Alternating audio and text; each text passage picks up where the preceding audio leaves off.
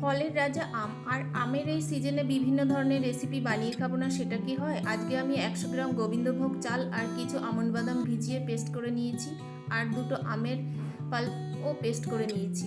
1 litre দুধ ফুটে উঠেছে, এবার ওর মধ্যে ওই চালের পেস্টটা দিয়ে কিছুক্ষণ আমি ফোটাবো।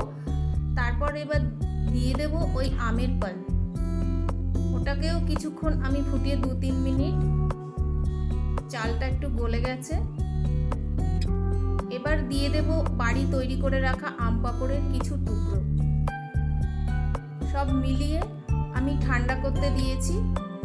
এবার আধা গ্লাসে ভরে দিয়েছি ফিরনি, আর দিচ্ছি ওপর থেকে কিছু আমের টুকরো। আবার একটু ফিরনি দিয়ে পুরো গ্লাসটা ভরে দিয়েছি, আর কিছু আমের পাঁপড় রেখেছিলাম আর আমন্ড বাদাম দিয়ে আমি ওপরে গার্নিশ করেছি। ফ্রিজে কিছুক্ষণ ঠান্ডা করে পরিবেশন করেছি।